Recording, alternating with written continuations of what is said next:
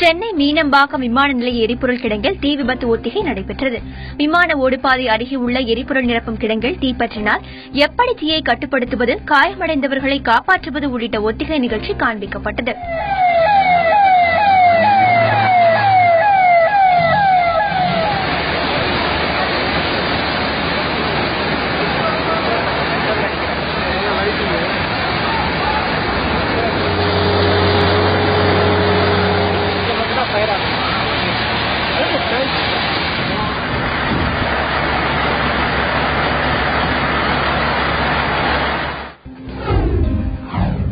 திண்டுக்கல் மாவட்டம் நத்தம் அருகே கடந்த 10ஆம் தேதி கொடூரமாக கொலை செய்யப்பட்ட தொழிலாளி கொலை வழக்கில் அவரது மனைவி உள்ளிட்ட 5 பேர் கைது செய்யப்பட்டுள்ளனர்.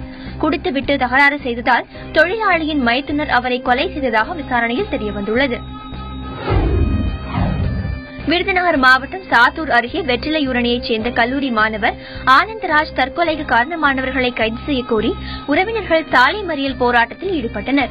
கல்லூரியில் பேராசிரியர்கள் திட்டியதால் அவர் தற்கொலை செய்ததாக கூறப்படுகிறது. தூத்துக்குடி மாவட்டம் கோவில்பட்டி அருகே அதிகாலையில் லாரி மீது கார் மோதிய விபத்தில் காரில் பயணம் செய்த கல்லூரி பேராசிரியர் உட்பட 2 பேர் உயிரிழந்துள்ளனர்.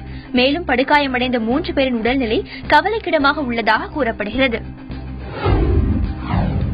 கொடைக்கானலில் 30 அடி பள்ளத்தில் கார் கவிழ்ந்து விபத்துக்குள்ளானதில் 2 பேர் காயமடைந்தனர்.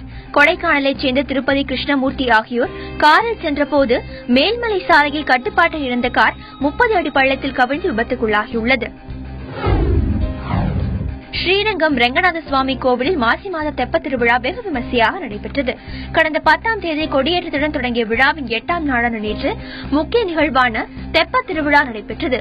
இதில் ஏராளமான பக்தர்கள் கலந்து கொண்டு சுவாமி தரிசனம் செய்தனர். திருச்செந்தூர் சுப்பிரமணிய சுவாமி கோவிலில் மாசி திருவிழாவையொட்டி குடவருவாயில் தீபாராதனை நடைபெற்றது. கடந்த 13ஆம் தேதி கொடியேற்றத்துடன் தொடங்கிய விழாவின் 5ஆம் நாளான நேற்று சுவாமிக்கும் அம்பாளுக்கும் அபிஷேகங்கள் நடத்தப்பட்டன. இதில் ஏராளமான பக்தர்கள் கலந்து கொண்டு சுவாமி தரிசனம் செய்தனர்.